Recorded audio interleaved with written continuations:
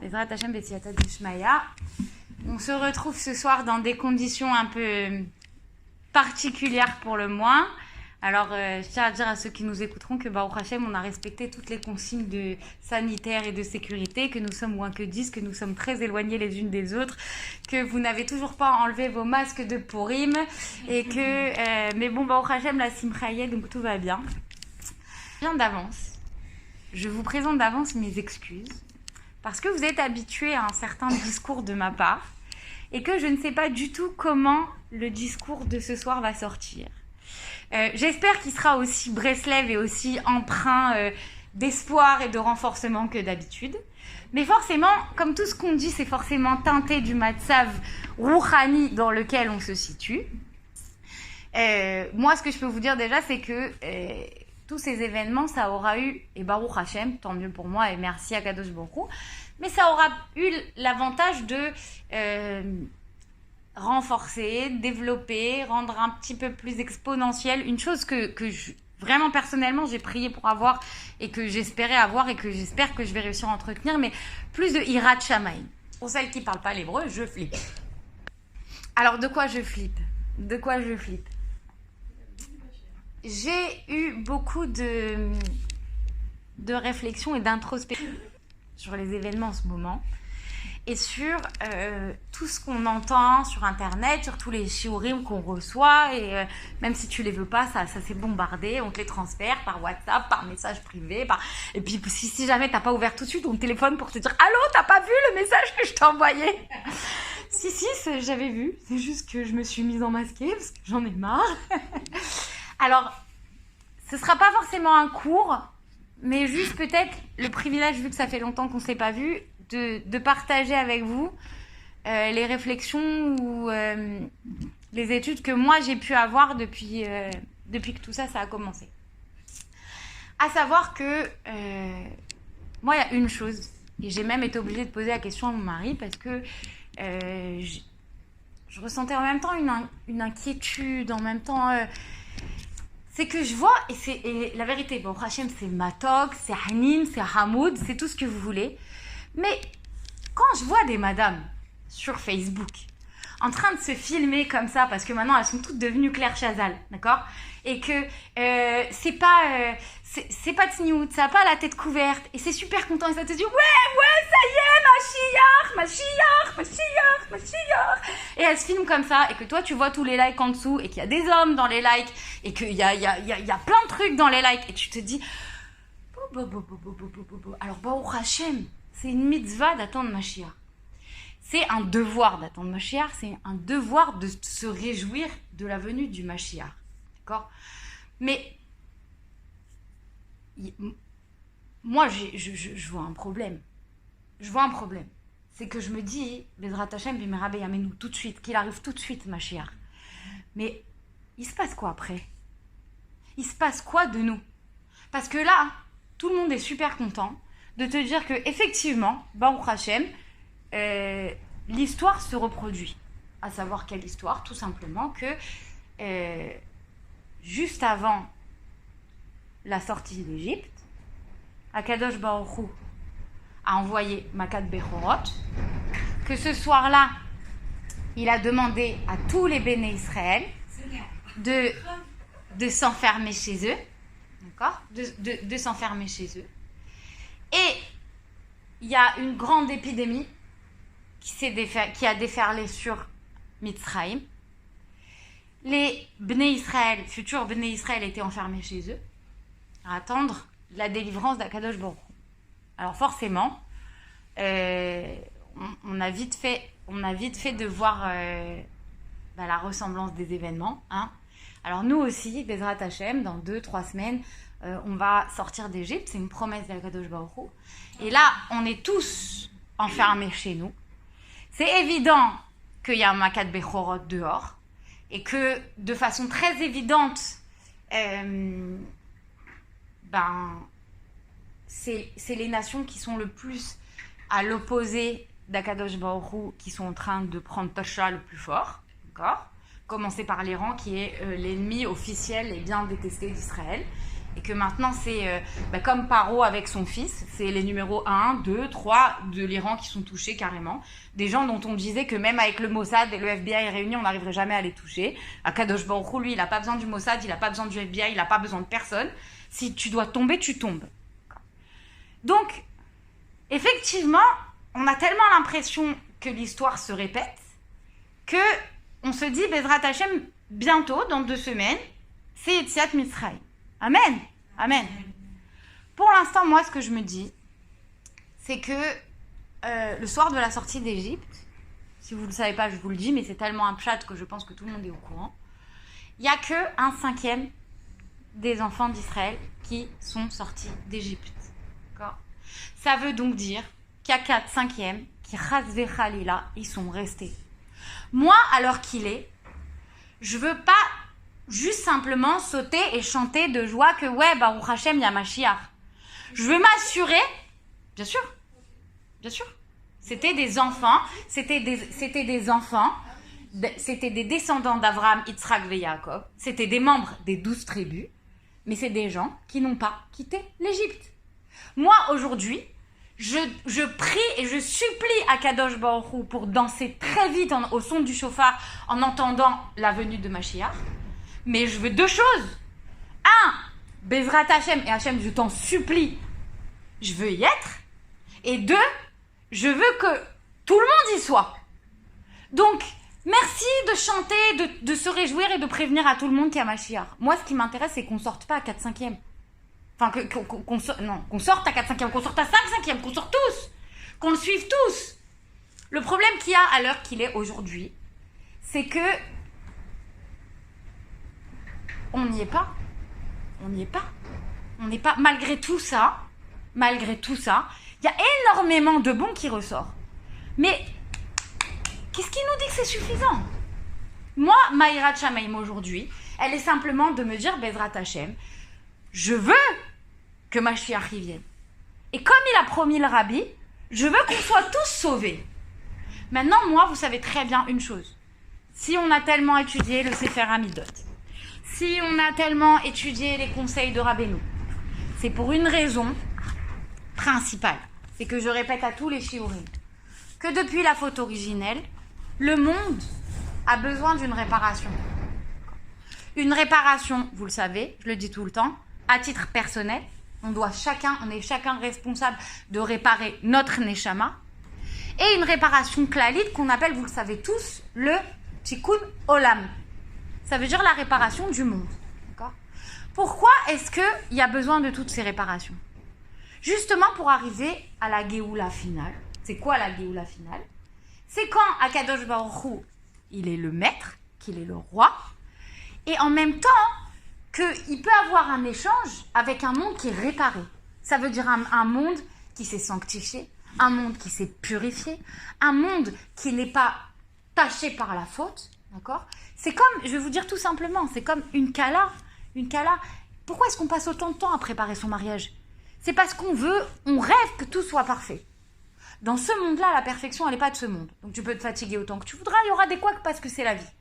Mais dans la Géoula d'Akadosh Baruch Hu, ça sera tout parfait. Ça sera tout selon la volonté d'Hachem.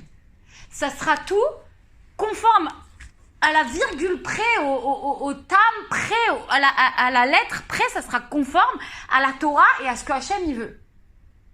Alors moi, je vois autour de moi, je me dis, ok, peut-être que tous les simanim pour la Géoula, ils sont réunis, mais est-ce que nous, on est l'incarnation de cette sanctification et de cette pureté qui peut recevoir Hachem les bras ouverts ? Ben non, mais Rila, ben pas du tout. Et je parle pas pour vous, je me parle à moi-même chaque matin quand je me réveille, en me disant, très sincèrement, avec toutes les mitzvot que tu fais pas encore, avec tous les commandements que tu respectes pas encore, et tu continues encore dans un moment qui est, attends, si dehors pour le Rosh Hashanah et pour tous les médecins et pour l'hôpital ça s'appelle l'état d'urgence, mais on parle que d'un monde physique, mais spirituellement, qui c'est qui s'est mis en mode état d'urgence ?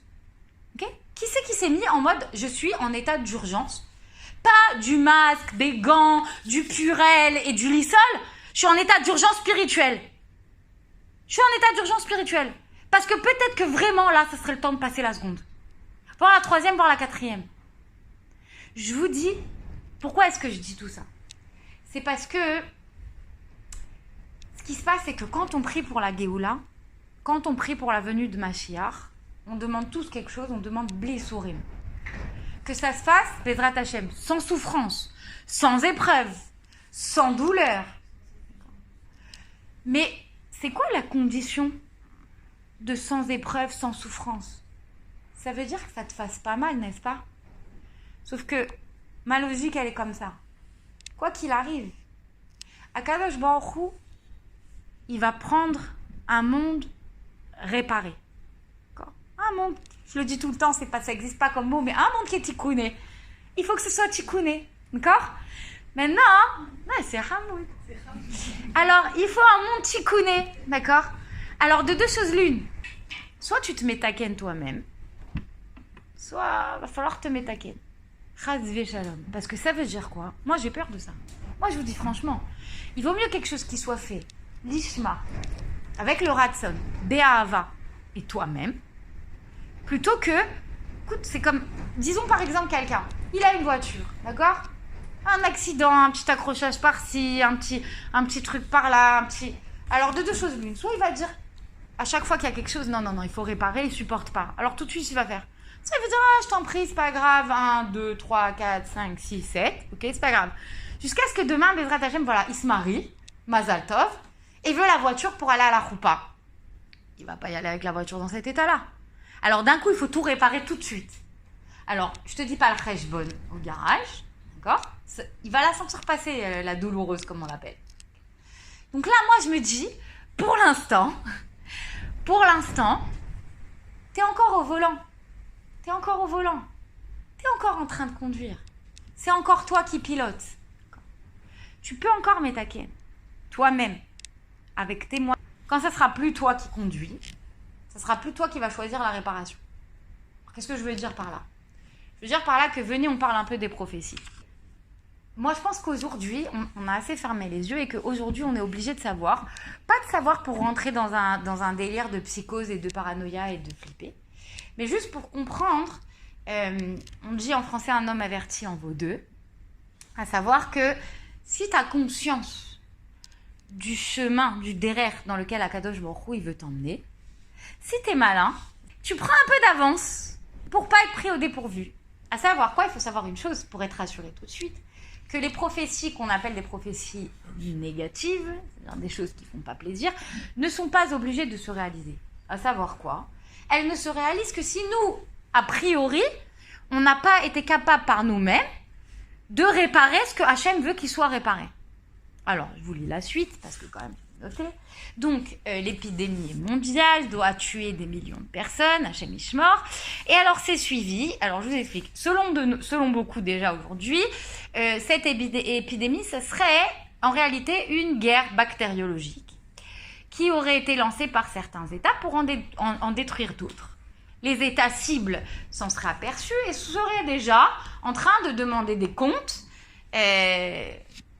aux États qui auraient lancé cette attaque. Donc, on a épidémie, guerre bactériologique.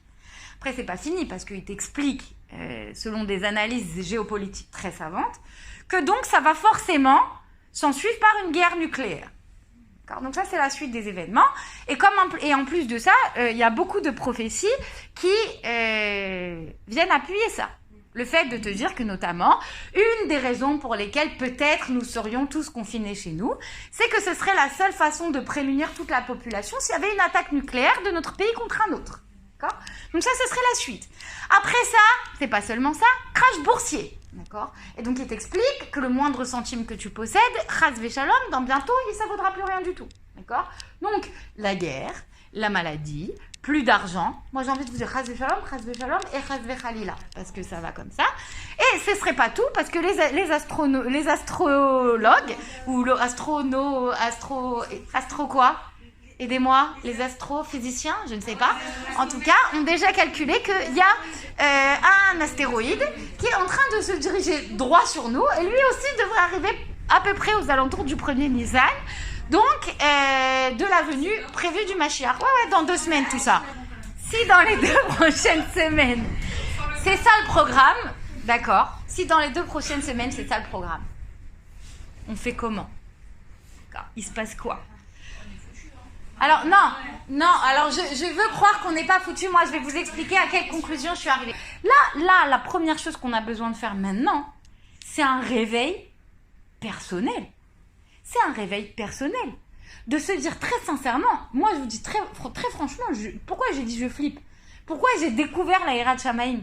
Parce que franchement, tout ce que je me demande aujourd'hui, c'est honnêtement, ce qui se passe en ce moment, et que je trouve extraordinaire, c'est que j'avais... vous connaissez cet enseignement que au moment de les Tanaïm, à un moment, ils se sont réunis, tous ensemble, et ils ont décidé de faire une xéra pour enlever du monde la Avodah Zara. Okay? Que le monde s'était rempli d'Avodah Zara, et que les sages, ils se sont réunis, et ils ont demandé à Kadosh Baruch Hu, fait qu'il n'y ait plus d'Avodah Zara dans le monde, parce que sinon, il n'y aura jamais de réparation. Vous savez ça, n'est-ce pas? Okay. Là, je trouve qu'on est en train de vivre exactement la même chose sur un autre point. À savoir lequel? La Emouna. Okay. Jusqu'à maintenant, les 2, 3, 4, 5 dernières années, on n'arrêtait pas de dire « faut avoir la Emouna, faut avoir la Emouna, faut croire en Hachem, renforcez-vous en Emouna, voyez que c'est Hachem, voyez que c'est Hachem ». Là, je trouve qu'on vit dans une période de cadeau magistral que à Kadosh Baruch Hu, ça se voit que ça, c'est tout lui. Ça se voit que c'est lui.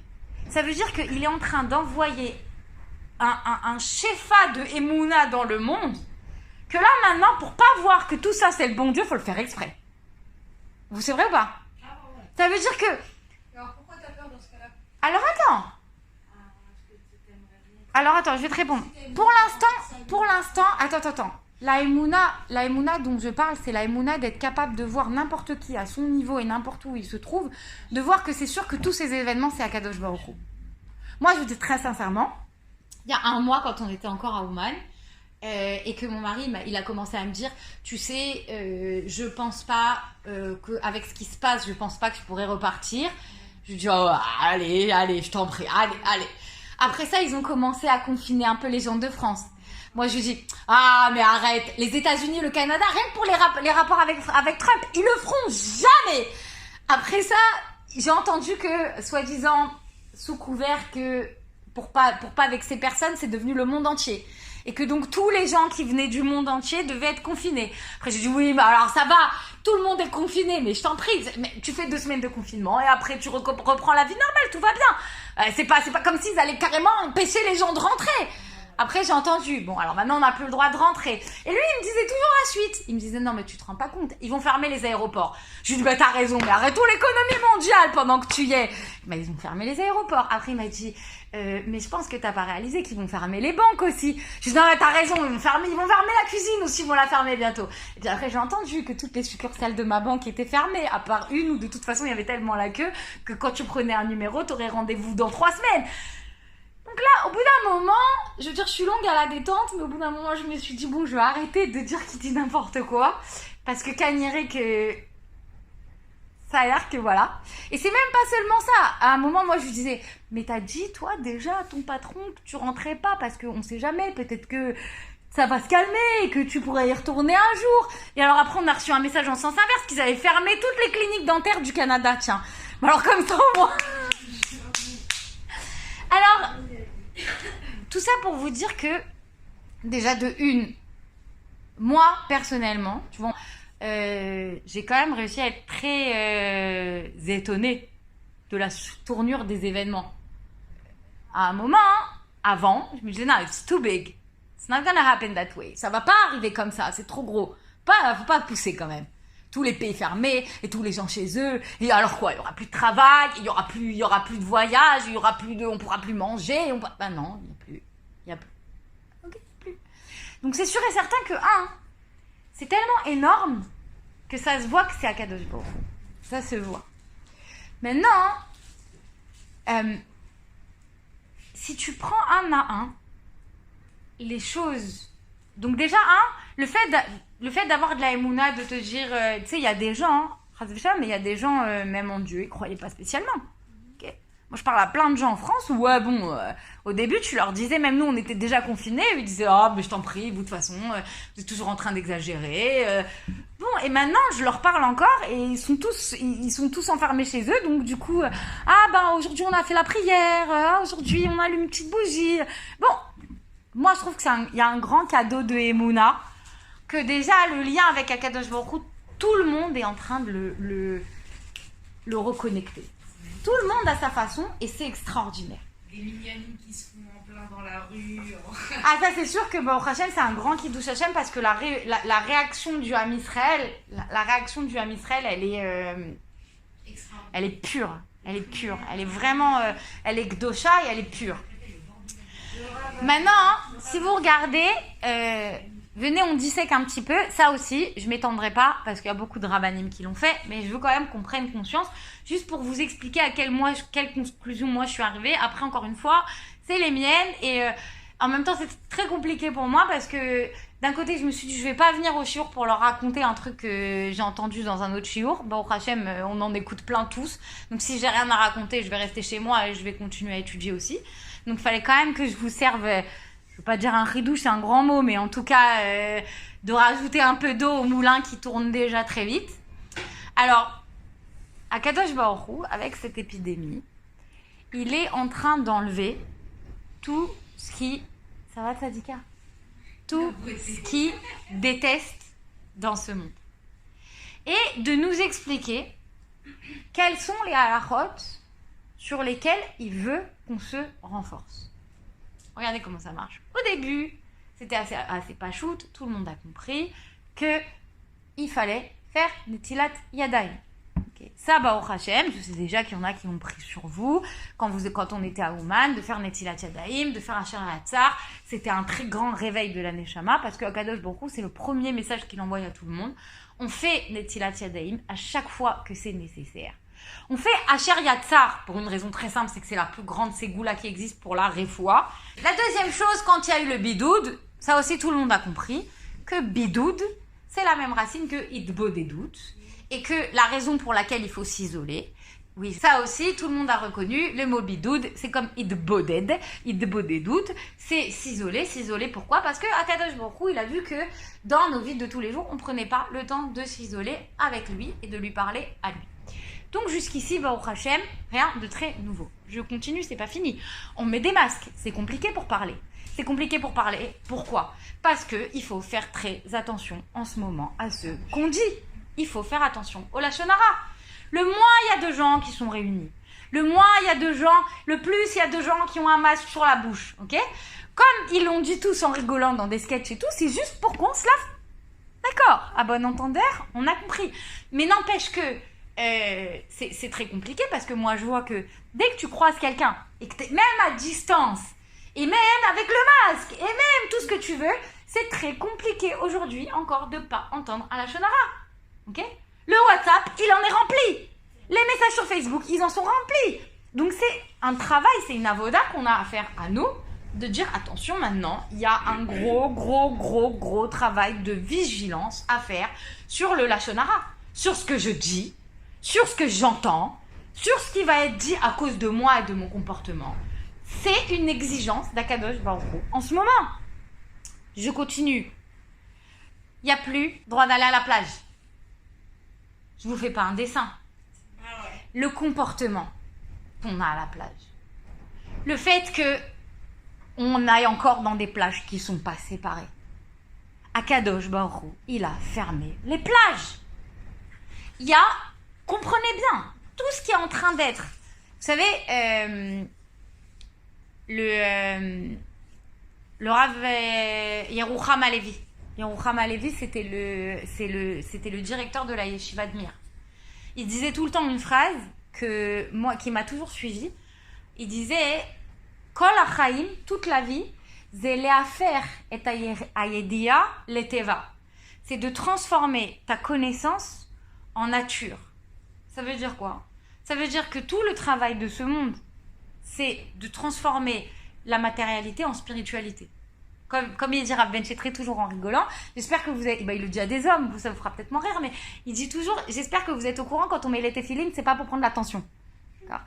En vérité, ça veut dire quoi? Ça veut dire que tous ces actes qui sont des actes qui sont faits manifestement de façon matérielle, en réalité, c'est juste pour créer de la spiritualité au-dessus de soi. D'accord? Donc, comprenons bien.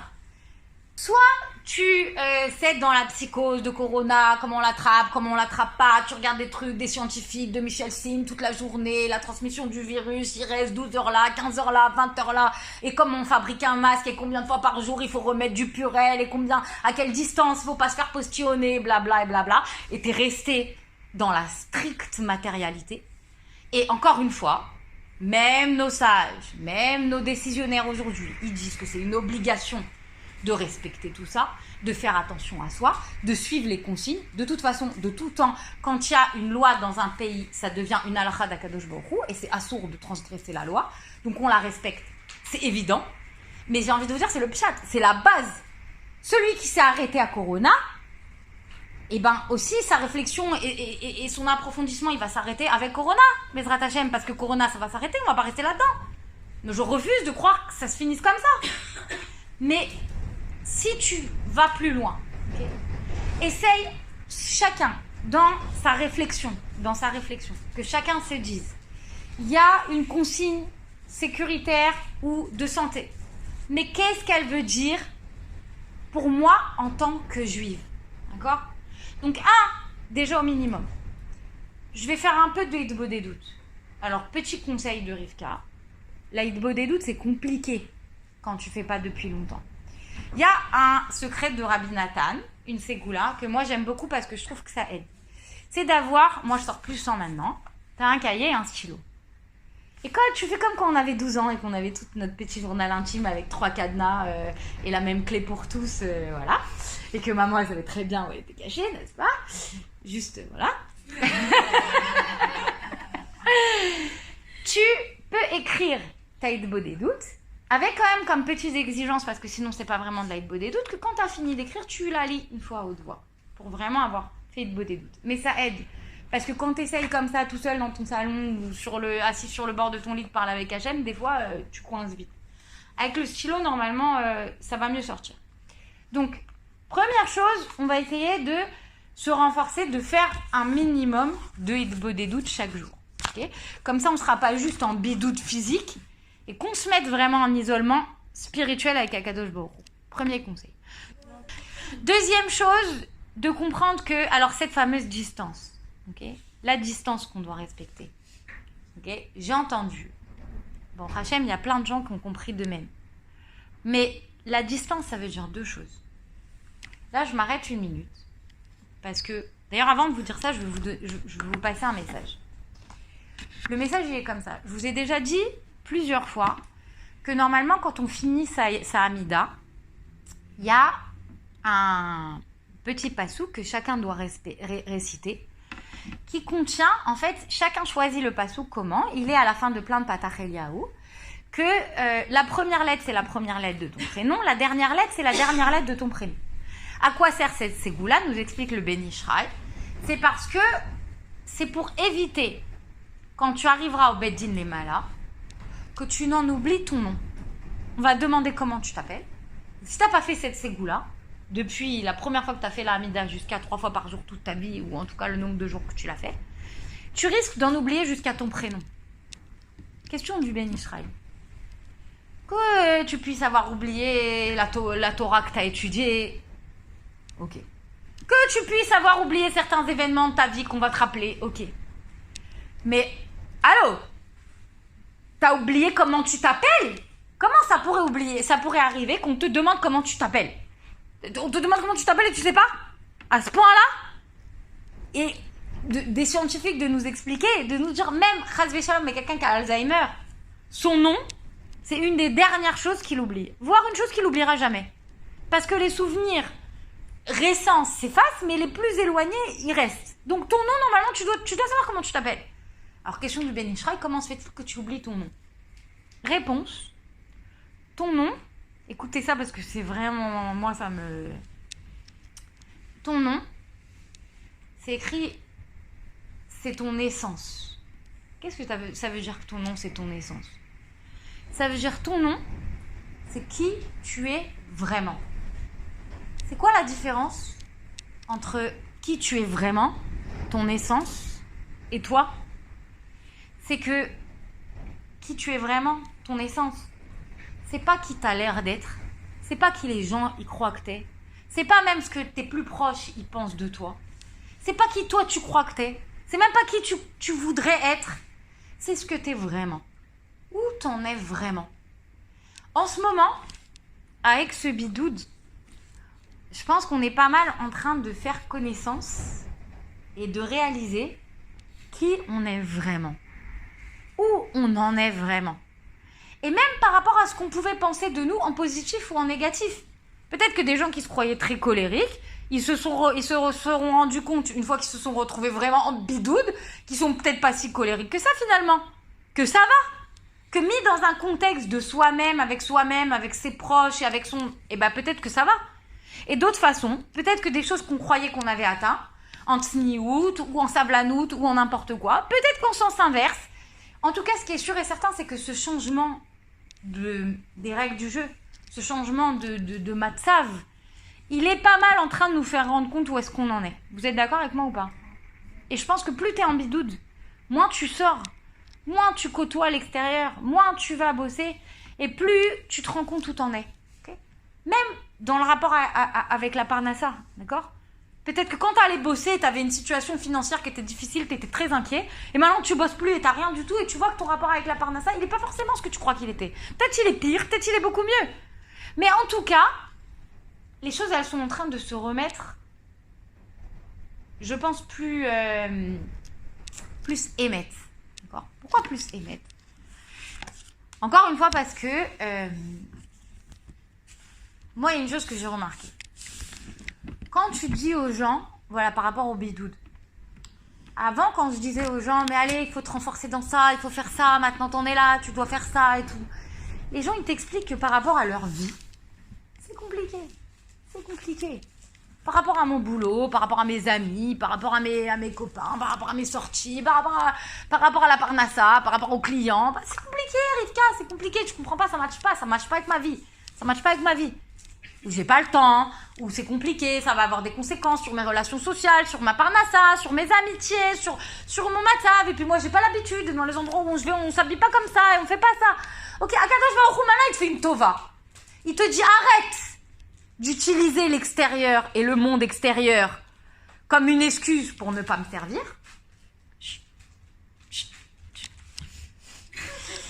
À savoir que quoi? J'ai dit tout à l'heure qu'on était censé utiliser le monde extérieur, le monde de la matérialité, pour le transformer en spiritualité. Force est de constater qu'on a un peu de mal à accomplir cette exigence-là du Boré Olam, et que malheureusement, le plus souvent, au lieu d'utiliser la matérialité et l'extériorité pour la transformer, entre la transcender et la transformer en spiritualité, nous on a fait quoi? On s'est fait avaler par la spiritualité, par la matérialité, par la vie. Par la vie, tout simplement. Il faut aller bosser, il faut prendre le métro, il faut aller travailler, il faut préparer à manger, il faut s'occuper des gosses, il faut faire les devoirs, il faut les emmener à l'école, il faut parler au patron, il faut parler aux voisins, il faut aller voir les copines, il faut aller au resto, il faut aller en boîte, il faut aller machin, il faut aller au ciné, il y a un match la semaine prochaine.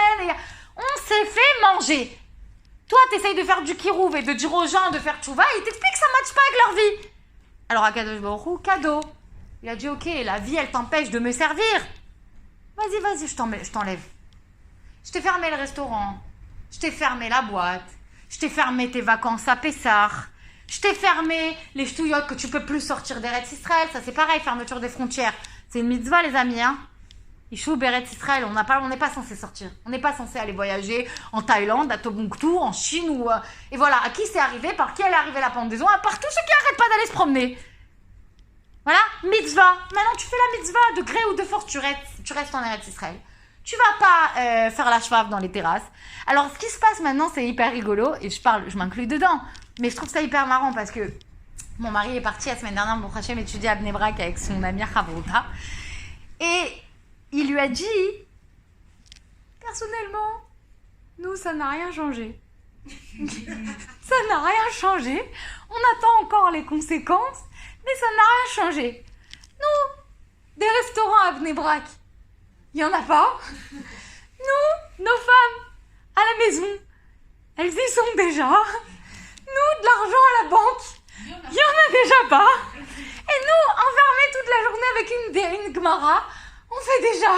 Où le monde extérieur et où la matérialité, elle avait le moins d'influence, ça a causé le moins de changements dans la vie. Okay, parce que voilà, encore une fois, c'est une autre façon. C'est une autre façon de vivre, c'est une autre façon de voir le monde, c'est une autre façon. Et si honnêtement, moi la seule leçon que je retiens de ça, c'est pas une question de savoir s'il faut travailler ou pas travailler. C'est juste une question de savoir que si c'est vrai, mais si c'est vrai que la prochaine étape c'est un crash boursier, ça veut donc dire, et honnêtement, tous les midrashim et toutes les explications de la Torah, elles viennent à ça, que c'est sûr et certain que son rapport à la matérialité et à l'argent, il faut le travailler. Mais j'ai envie de vous dire déjà que parce qu'on a déjà tout fait l'effort de faire l'Alia et de quitter nos pays d'origine, c'est qu'on a déjà compris ça. C'est qu'on est déjà en train de faire ça. C'est qu'on le vit déjà. Jusqu'à quel niveau il faut le vivre, je ne sais pas, moi, je peux pas le dire. Mais le fait qu'Akadosh Baruch Hu, il veut que tu te détaches de la matérialité, déjà celui qui est encore attaché à la matérialité, il est encore là-bas. Il n'est pas ici. Il n'est pas ici. Parce que moi, je connais pas des gens qui ont dit, moi, je fais l'Alia pour faire fortune. Par contre, j'en connais plein qui m'ont dit, je peux pas faire l'Alia parce que là-bas, ce sera beaucoup plus dur qu'ici. Ça, j'en connais plein. Donc, c'est sûr et certain que, encore une fois, que ce soit par rapport au Matzav, Akadosh Baruch Hu, il a rendu ça plus facile quand même de faire la Torah. La preuve, le message qui a véhiculé aujourd'hui dans tous nos WhatsApp et nos Facebook, et c'est un très beau message. C'est un message que j'ai entendu même mon mari, je me demandais où il était. Après, j'ai vu dans une vidéo, dans un parc, j'ai dit ok, tout va bien. je t'ai localisé, je sais où tu es. Et toutes les conditions sont réunies, Bezrat Hashem, pour faire Shabbat. Baruch Hashem, Akadosh Baruch Hu, il a enlevé plein d'écrans. Il y a même, au moment où on est en train d'avoir un gouvernement qui exige qu'il y ait des transports en commun, le Shabbat en Israël, et des restos en Israël, et des tout ce que tu veux, et ben ce Shabbat, hop là, c'est la loi, il n'y aura pas de bus, il n'y aura pas de resto, il n'y aura pas de terrasse, il n'y aura rien. Il n'y aura pas de cinéma, il n'y aura rien. Ok, il n'y aura rien. Donc, Bezrat Hashem, il semblerait que on soit arrivé, Bezrat Hashem, au premier Shabbat de la Géoula.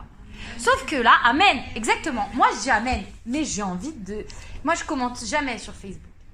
Mais je veux vous dire à vous, pour qu'on aide nos proches, pour qu'on renforce nos proches, pour qu'on se réveille aussi, que Akadosh Baruch Hu, de ce que je vois, pourquoi je parle depuis tout à l'heure de flipper et de Hirat Shamayim, c'est que Akadosh Baruch Hu, il est en train de nous faire un cadeau de folie.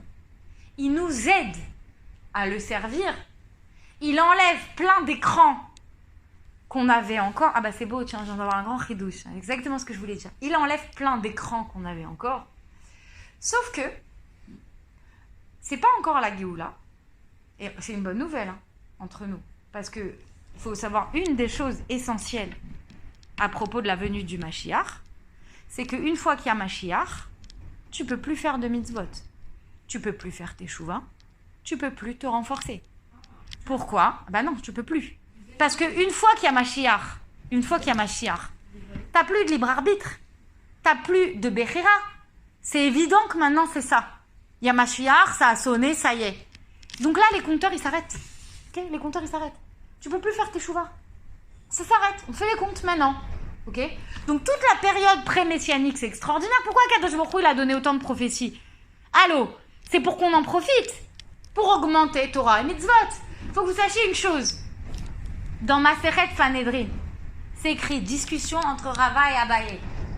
Rava qui dit à Abaye, moi je ne veux pas faire partie de la génération du Mashiach. Je ne veux pas, j'ai peur. Ils avaient peur. Ça veut dire, imaginez quand même, Baruch Hashem, la grandeur des Neshamot qu'on a reçues, que nous on y est. Les Tanaïm, ils voulaient pas. Ils voulaient pas, pourquoi ? Ok. Parce que d'abord, il faut savoir une chose, c'est que c'est écrit qu'au moment de la période pré-messianique, c'est écrit quoi ? Arbet Sarot Baim Beretzef. Il y aura beaucoup de souffrances et de douleurs qui vont venir, mais Beretzef, une tonne. Là, après l'autre, ça s'arrêtera pas. D'accord ? Première chose, c'est une période de souffrance. Deuxième chose, même si c'est pas une période de souffrance, c'est parce que la discussion entre Rava et Abaye dans Sanhedrin, elle continue comme ça. Elle dit, Abaye, il lui pose la question pourquoi. Il lui dit parce que d'abord 2 choses. Première, il y a quand même un remède, un antidote. Qu'est-ce qui va... Le remède pour la Géoula, c'est quoi? Limut Torah ou Gmilut Chasadim.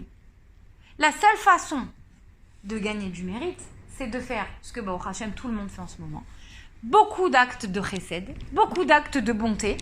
Et là, encore une fois, Baruch Hashem, Akadosh Baruch Hu, il a mis tellement... Avant, les gens, ils sont modestes, ils sont pudiques. Donc, qu'est-ce qui se passe? On n'aime pas demander à l'aide. Donc, des fois, malheureusement, il y a des gens qui avaient besoin d'aide et on ne le savait même pas. Là, encore une fois, Kadosh Baruch Hu, il a enlevé les écrans. On sait très bien qui est en panique, qui est en galère, qui revient de Chine, qui sait qu'il faut aller aider, à qui il faut faire les courses, chez qui sait qu'il y a plein d'enfants qu'il faut passer donner un coup de main. On sait. Donc, au moins, quand tu vois quelqu'un, il est dans la panade, déjà, Baruch Hashem, il y a une tonne de chesed qui a lieu en ce moment. Parce qu'on sait que tout le monde a besoin d'aide et qu'on a envie d'aider. Ça, c'est extraordinaire. Deuxième chose, Limut Torah, Baruch Hashem, je vous dis, quelles que soient les tendances. Avant, je disais, cherchez celui qui parle à votre neshama, machin. Maintenant, non. Je vous dis, quelles que soient les tendances, quel que soit le truc, même si de temps en temps, vous faites comme moi, là, quand tu cliques 3 fois à droite, là, ça avance un peu sur YouTube. Mais tout ce que vous recevez, écoutez. Quand c'est des rabbanim, je vous parle. Moi, je vous conseille d'écouter que des rabbanim maintenant. Ils sont tous rares. Bah, tant mieux, écoute-les. Mais ça veut dire, n'écoute pas. Attends, moi je reçois aussi Paulette, Georgette et Micheline, ok? Déjà, si on s'en tient à tout ce qui s'appelle Rav quelque chose, moi, au jour d'aujourd'hui, ça m'est égal de savoir qui a une smicha, qui en a pas, qui a la rabbanout, qui n'en a pas. C'est écrit, mais faut que tout celui, que si tu l'appelles Rav, ça veut dire au Shamaïm, c'est un Rav. Donc vas-y, écoute-les. Ils ont tous une Torah à te transmettre. Et si Akadosh Baruch Hu, il fait que ça arrive jusqu'à toi, c'est qu'il y a toujours du bon à tirer de tout. Et écoutons tout le monde, prenons de toutes les tendances. C'est vraiment pas le moment de faire sa fine bouche. Donc, Limut Torah, Gmilut Chasadim. Ça, c'est le remède. Maintenant, même si c'est le remède, pourquoi il lui répond, mais alors s'il y a, parce que la discussion elle continue comme ça entre les deux, Rava il lui dit, mais alors s'il y a un remède, Limut Torah ou Gmilut Chasadim, alors, détente, pourquoi tu veux pas y être? Réponse, parce que même ça ne sauvera pas de la faute. Alors, ça veut dire quoi? Moi, je me suis retrouvée coincée dans ce truc-là. À savoir de dire que il y a une solution. Mais en même temps, ça sauve pas de la faute. Ça sauve pas de la faute. D'accord? Alors, je suis allée voir mon mari, je lui ai posé la question. Je lui ai dit, allô, moi j'ai peur. Ok?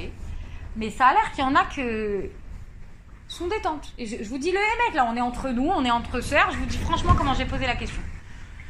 Et il m'a répondu... Si... Vas-y, réveille-toi. Il m'a répondu, si t'es pas conscient, c'est pas une faute. Moi, je vous dis très sincèrement, la question que je me pose, moi, toute question que je me pose, je me la pose pas pour autrui.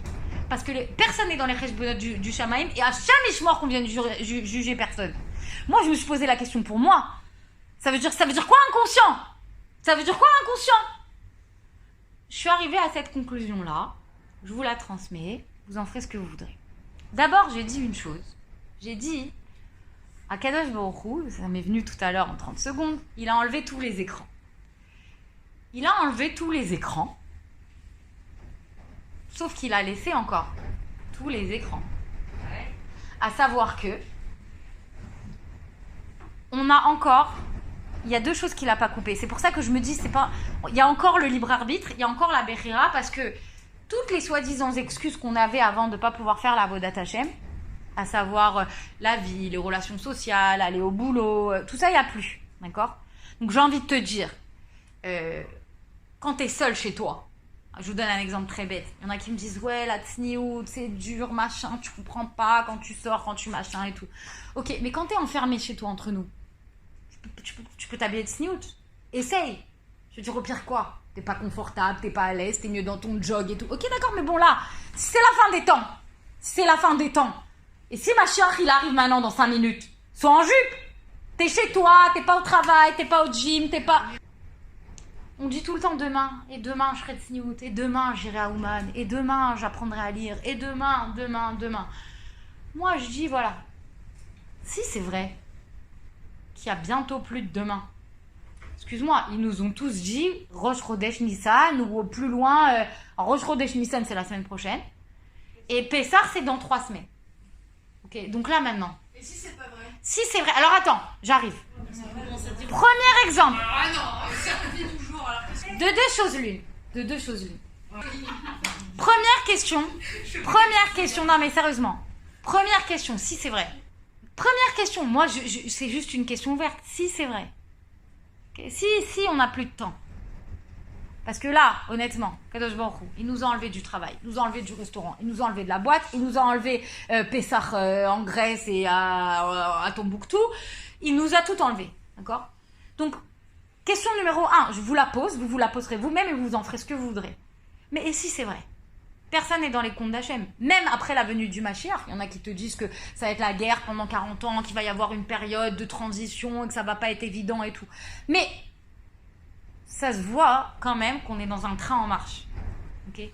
Jusqu'où il va? Combien de temps il va mettre pour arriver? Je ne sais pas. Je suis pas venue ici pour faire des prédictions. On n'est pas au loto, il n'y a pas de bingo.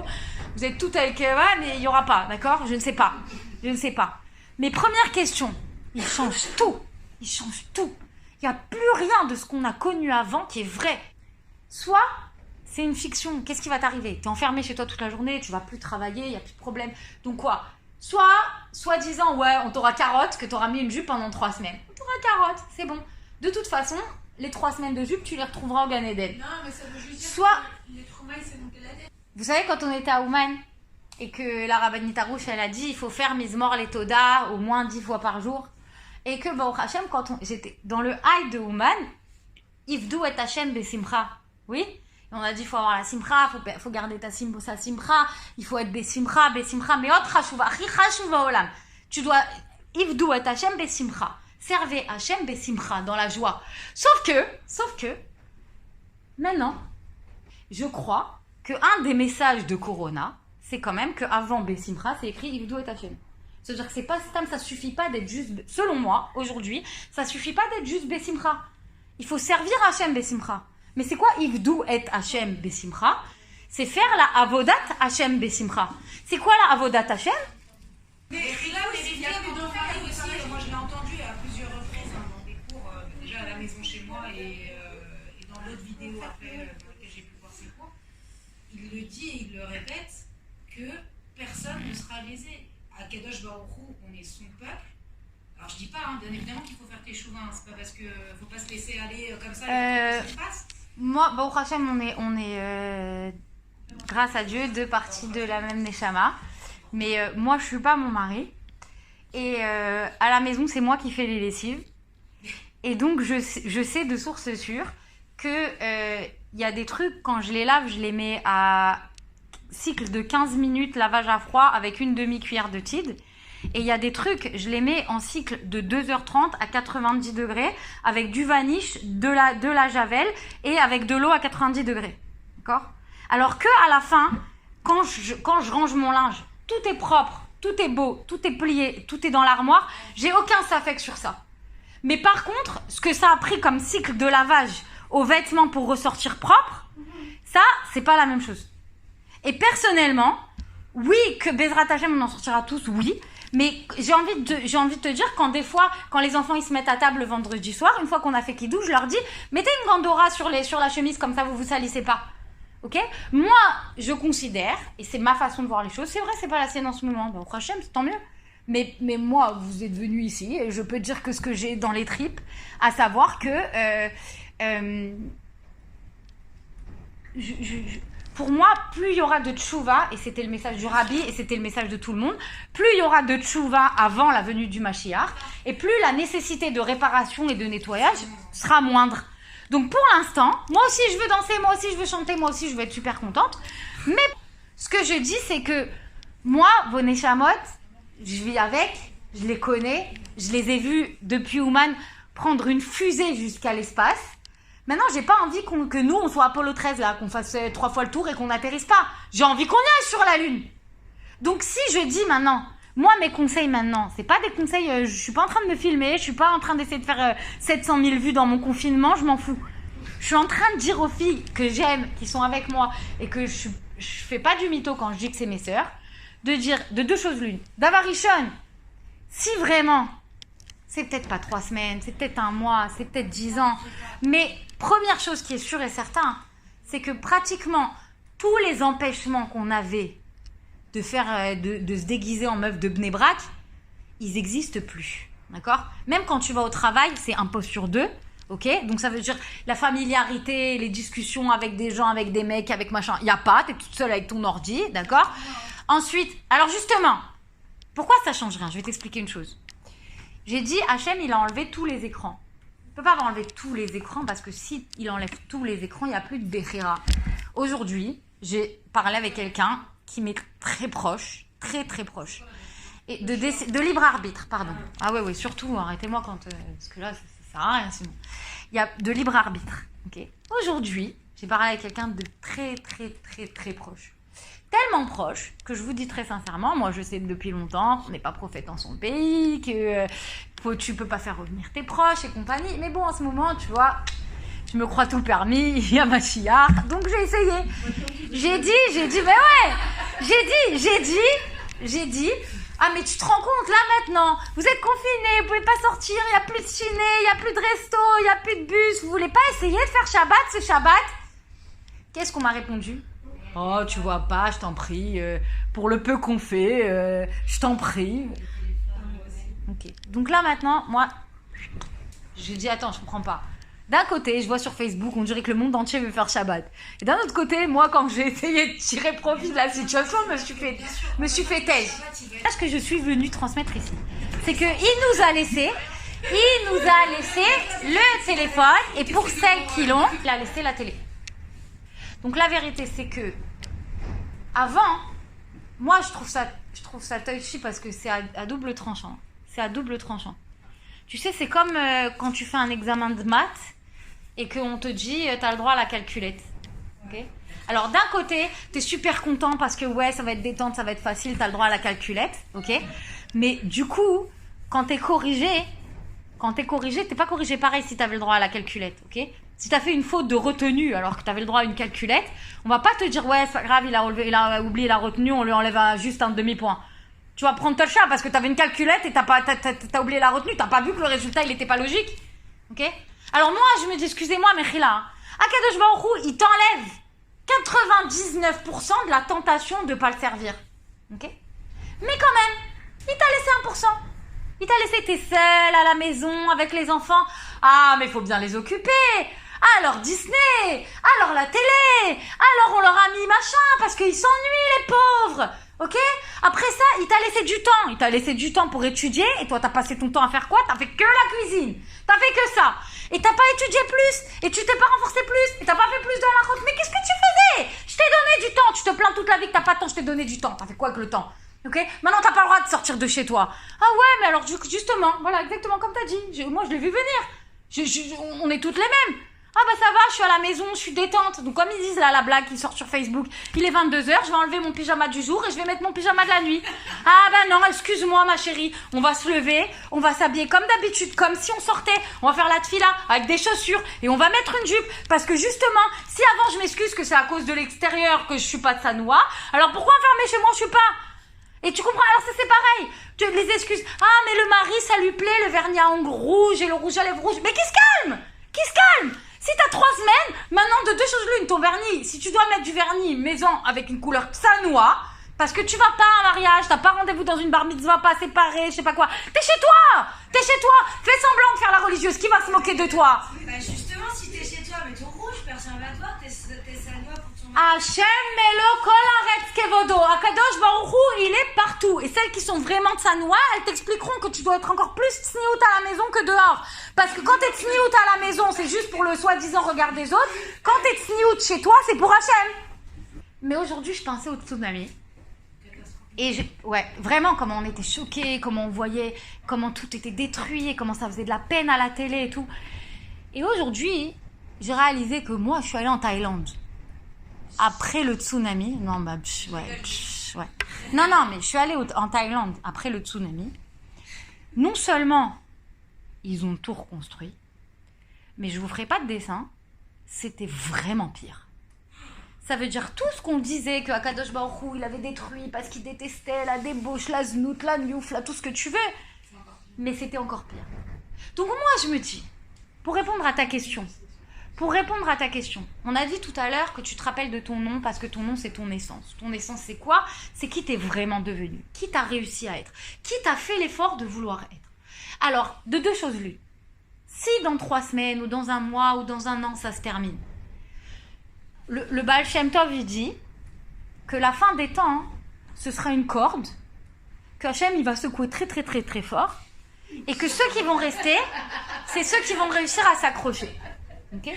Maintenant, le Sanhedrin, il nous a expliqué la sauf Batora ou Begmilut Rasadim, mais que ça sauve pas de la faute. Donc, il faut arrêter de fauter. Mon mari, il a dit, ouais, mais s'ils sont inconscients, alors c'est pas grave. Ok, mais ça veut dire quoi? Ça veut dire que tout ce que moi je sais, parce que je l'ai entendu dans un shéo, ou parce que je vois les autres faire autour de moi, ou parce que je sais très bien, je la connais là. Je suis pas au niveau, j'y suis pas, mais tout ce que tu veux, mais je sais. Ok, je pourrais pas plaider l'inconscience. Je le sais. Ok, bah je le sais. C'est comme ça, souffle. Mais à un moment, il faut qu'on admette. Il faut qu'on admette la vérité. Ah, je le savais. Je pourrais pas dire je le savais pas, je le sais. D'accord? Donc de deux choses l'une. Le Sanhedrin, il a dit, ça sauve pas de la faute.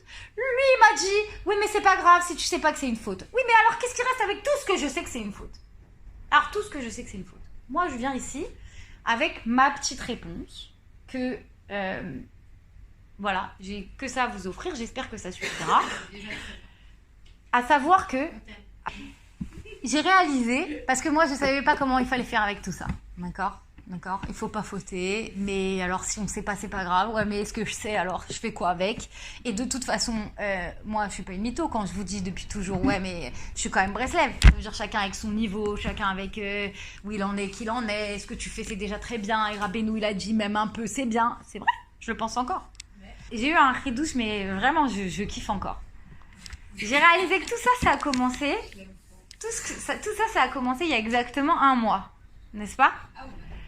Alors, j'ai voulu savoir, c'était quoi exactement la paracha qui était il y a 1 mois, quand tout a commencé? Parce que moi, je reste convaincue d'une chose, c'est que tout est écrit dans la Torah, et que les réponses, elles sont à tout dans la Torah. Donc moi, j'ai pris 4 semaines en arrière, on est le 18, j'ai pris le Shabbat du 18 du mois de février, c'était pas Mishpatim, c'était Teruma. Moi, je suis tombée sur Teruma, d'accord? Donc, j'ai été chercher le petit roumage bleu qu'on a à la maison. Donc, j'ai ouvert Teruma. Et je lis. Vayedaber Hachem, El Moshe les morts. Et donc, Hachem, il a parlé à Moshe et il lui a dit, Daber El Bene Israël. Parle au Bene Israël. Bon, vous allez me dire, d'un côté, c'est Klali, parce que là, c'est clair qu'en ce moment, il est en train de nous parler. En même temps, ça commence tout le temps comme ça, donc vas-y, il a dit quoi? Donc, il a dit quoi? Vaikru li Teruma. Mais kol ish asher idvenu libo idkru et terumati. Alors, parle aux enfants d'Israël et dis-leur quoi? Dis-leur. Et ils prendront pour moi une teruma. Ça veut dire une offrande. D'accord? Chaque homme qui le sorte de tout son cœur et qui me le donne, vetikrouli, ils prendront pour moi. C'est jamais écrit natnouli. C'est écrit tikrouli. Ils prendront pour moi et terumati. Ils prendront ma trouma. Après ça, donc j'ai essayé de comprendre, ok, et une trouma, donc j'ai lu le reste de la paracha, c'était pour faire quoi les troumotes? C'est parce qu'ils expliquent qu'il fallait construire le Mishkan.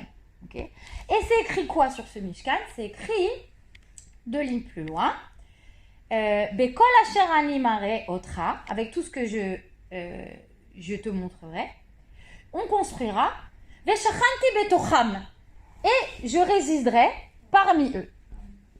Alors, moi j'étais comme, vous n'avez pas l'air, mais moi je suis comme, waouh. Alors je vous explique pourquoi, waouh. J'ai fait comme Alim les Troufins, mais avec le roumage. À savoir que quoi? Les Béné Israël, je vous raconte l'histoire, comme ça vous suivez le film avec moi. Les Béné Israël, ils sont sortis d'Égypte. D'accord?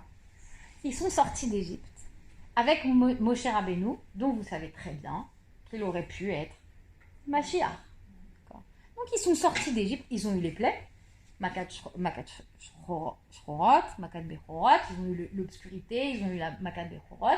Après ça, il y a ceux qui n'ont pas voulu y croire et qui sont restés dans leur médiocrité et qui sont morts en Égypte. Et un 5e du peuple qui a suivi Moshe Rabbeinu et qui est sorti. Okay. Jusqu'à là, on en est à peu près à exactement ce qu'ils nous disent, ce qui est en train de se passer pour Mashiach. Ouais. Ils étaient... moi, j'ai envie de te dire, attends, Alvaï, amen, que ce soit pas notre cas.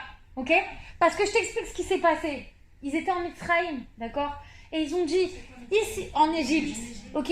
Mais ici, ok, on souffre, ici c'est dur, ok, c'est compliqué. Mais lui, qui nous dit que c'est vraiment libérateur? Et où est-ce qu'il va nous emmener là-bas dans son désert? Ici, on a une maison, ici, on a à manger, ici, on a une parnassa. Attends, jamais mais demain, le mec, il arrive et il te dit, allez, tu abandonnes ta maison, tu laisses tout ici et tu me suis. Il y a un conte de Rabbeinu comme ça, le Baal Tfila, qui explique, et le Baal Tfila, en vérité, lisez-le, il parle du Mashiach. Que le maître de prière, qu'est-ce qu'il va faire? Il va prendre les gens, il va les sortir de chez eux, il va les emmener dans la forêt pour lire toute la journée. Ok? T'es sûr? Amen! Que le gars il arrive et qu'il te dit, laisse ta maison, laisse ton argent, ne prends rien, fais une valise de 7 kilos, non, je rigole.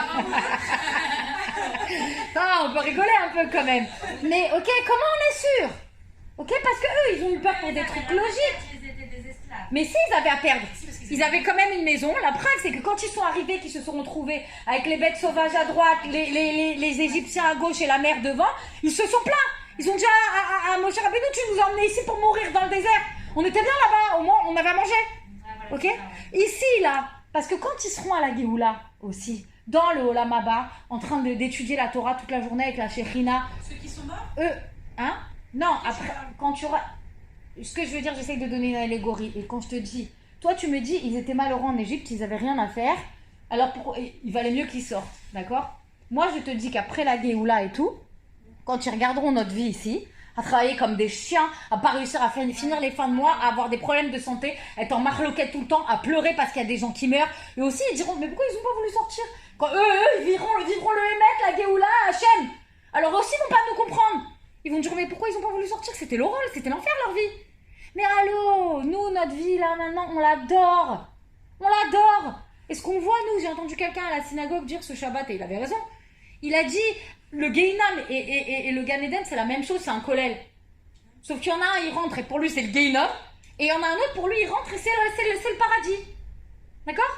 Ça veut dire que nous, toutes ces choses dont on nous dit que, mais on les kiffe. Les vacances, et... Attends, Elat, moi quand j'ai dit à mon mari, ah bah c'est cool, les enfants ils ont pas école, il fait beau, viens on va à Elat, il m'a répondu, je ne quitte plus Eretz Israël. Je lui ai dit, mais c'est en Israël Elat? Il m'a dit, bah non, c'est pas dans les limites de la Torah, Elat c'est pas en Israël. Donc tu vois, c'est pour vous dire encore une fois, pourquoi... C'est facile quand toi t'as lu la fin du livre et que t'as compris qu'ils sont sortis d'Égypte et qu'ils ont reçu la Torah et tout, de dire ouais, l'ambiance, détente, ils ont bien fait de sortir. Mais sur le coup, quand t'es dans l'obscurité, mais t'as pas conscience qu'il peut y avoir mieux. Tu sais, il y a un très beau machal comme ça, de deux petits jumeaux, vous connaissez tous cette histoire, il y a deux petits jumeaux qui parlent dans le ventre de la mer. Et qu'il y en a un qui dit à l'autre, mais tu crois qu'il y a une vie après tout ça? T'imagines s'il y a une vie après tout ça? L'autre lui dit, mais de quoi tu parles? Il lui dit, bah je sais pas, un monde où il y aura plus de placenta, où il y aura plus le liquide amniotique. Et l'autre lui dit, mais t'es malade, mais on en a besoin. Le liquide amniotique, si on n'a pas ça, on peut plus respirer. Le cordon ombilical, c'est comme ça qu'on se nourrit. Le placenta, s'il n'y a pas ça, on crève de faim.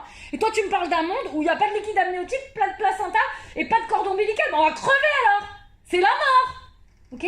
Et là, il y en a un qui s'en va. Le premier qui croyait, il voit la lumière, il sort. Et l'autre, il reste à l'intérieur et il dit, oh, Mishken et tout, on va lui faire un caddis, il a dû crever et tout. Et il entend pleurer dehors, il entend, ah! Il dit, ah, alors il n'est pas mort. Ah, alors peut-être qu'il y a une vie après. Okay. Mais c'est exactement ça qu'on vit. Aujourd'hui, quand t'entends des gens qui ont des morts cliniques et qui sont revenus et qui te disent, ils ont vu la lumière, il y a un autre monde, la vérité, l'argent, ça sert à rien, faut étudier la Torah toute la journée et tout. Tu te dis, bon, d'un côté, tu l'entends crier de l'extérieur du ventre. Donc, tu te dis, bon, apparemment, il est encore là. Mais bon, t'es accroché à ton cordon ombilical, ton compte en banque, à ton placenta, à tes courses, à ta maison, à ton liquide amniotique. T'es coincé là, tu crois que c'est ça la vie? Alors, moi, je veux bien, quand je te dis, j'étudie pas ma charte, la Géoula et tout ça, c'est parce que tu réalises le niveau qu'il y a, qui est le niveau qu'il faut pour réussir à ne serait-ce qu'imaginer, je te parle même pas d'accepter. Mais le fait d'imaginer qu'il y a une vie en dehors des 9 mois de grossesse. Alors moi, la seule chose que je sais, et la seule chose que... Ouais, bon, Hachem, elle est bien, elle est dans une Torah. elle étudie là-haut maintenant. De toute façon, j'ai presque fini le rattacher, mais dites-moi quand il faut arrêter, de toute façon, parce que sinon, voilà, vous me connaissez. Mais on arrive à la conclusion. Mais ce que j'essaye de dire, moi, il y a une seule chose que je sais pour l'instant. Une seule chose que j'ai compris, Baruch Hashem, des années de Tchouva et d'études. C'est que, pourquoi est-ce qu'on a Limud Torah ou Maasim Tovim? Je vous l'ai dit 100 fois. C'est parce qu'il y a des vases communicants entre les deux. Et que normalement, pourquoi ça marche comme ça? Plus tu étudies la Torah, bah forcément, plus tu connais, donc plus tu peux faire les mitzvot. Mais en sens inverse, sachez-le bien, et c'est pour ça que c'est mon conseil d'aujourd'hui, c'est que plus tu fais de mitzvot, plus tu es un kéli, plus tu as de capacité pour recevoir et comprendre et accepter les mots de la Torah. D'accord? Donc qu'est-ce qui se passe aujourd'hui? On a dit Kol hachaim ze l'affaire et ayediya leteva. Transformer ta connaissance, c'est-à-dire ce qu'on te dit dans la Torah, en teva, c'est-à-dire que ça devienne ta nature. Aujourd'hui, il se passe comme ça. On nous parle de beaucoup de choses dont je ne veux pas parler. Parce que soit ça fait peur, soit je ne connais pas, soit tout ce que vous voulez. Mais il y a une chose qui est sûre, c'est que de toute façon, c'est écrit que le monde ne va pas durer plus que 6000 ans. Donc même si ce n'est pas dans 3 semaines, et à Kadosh Baruch Hu, tu sais, c'est comme Moshe Rabbeinu. Il a dit qu'il allait monter 40 jours, après ils se sont trempés dans les calculs, et ça avait l'air que c'était ça, pas ça. Donc je te dis, déjà, officiellement 5780.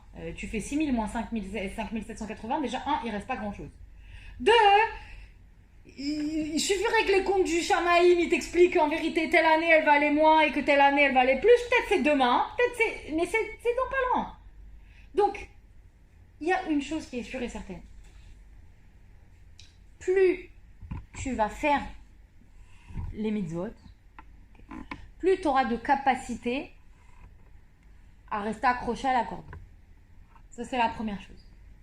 Deuxième chose, tu sais, des fois, quand tu révises un examen et que sur la table, tu as un thermos de café bien fort, bien noir, ou 6 canettes de Red Bull et que tu veux rester réveillé, tu prends un boost. Tu prends un boost parce que tu sais que c'est la dernière ligne droite avant l'examen et que tu as besoin d'un boost. Ok? Là, moi, je trouve, il me semble, que ce qui est en train de se passer, c'est comme un boost. C'est la canette de Red Bull, c'est le café, mais si tu dors sur ta table, même si tu as donné le Red Bull, la caféine en gélule et tout ce que tu veux, si tu as dormi, tu as dormi. Tu vas te réveiller demain matin, il y aura l'examen quand même, et tu seras pas prêt. Donc si vraiment tout ce qui est en train de se passer, c'est juste un petit coup de boost pour qu'on se mette un coup dans le... ok, il faut essayer de se le mettre. Alors, moi, mon conseil, il est comme ça. Tout ce que tu sais qu'il faut faire et que tu ne fais pas, tu sais qu'il faut le faire. Alors, dans l'idéal, j'ai envie de te dire, fais-le. Parce que, d'abord, tu sors pas. Donc, si c'est juste ton mari qui rigole parce que t'es en jupe et que t'es en foulard, bon, déjà, c'est juste un seul qui rigole. Et peut-être même, tu sais pas, peut-être le premier jour il rigole, le deuxième jour il est content. Et le troisième jour, si tu le mets pas, il va te demander pourquoi. Tu sais pas. De toute façon, t'as donné une deadline. On t'a dit, allez, vas-y, viens, on se fait un Monopoly, on joue 3 semaines. On joue 3 semaines. Dans les 3 prochaines semaines, tu vas pas retourner travailler, tes enfants ils vont pas retourner à l'école, tu vas pas retourner à la banque, tu vas rien faire. C'est tout, c'est comme ça, c'est déjà prévu. Ils t'ont tous dit jusqu'à Pessah. Alors joue. T'es ici, enfermé chez toi, joue à la relige. Qu'est-ce qu'il y a, c'est pas grave. Alors joue à la relige. Je vais te dire une chose. Honnêtement, il faut essayer tout. On est confinés, c'est pas un cours normal, c'est pas ce que je dis depuis 2 ans. Vous me connaissez assez pour savoir que je suis pas quelqu'un qui pousse, je suis pas quelqu'un qui force, je suis pas quelqu'un qui fait peur, je suis pas quelqu'un qui rien du tout. Vous m'avez demandé ce qui se passe aujourd'hui, je vous dis ce qui se passe aujourd'hui dans ma tête. Je dis, tentez là, vous n'avez rien à perdre.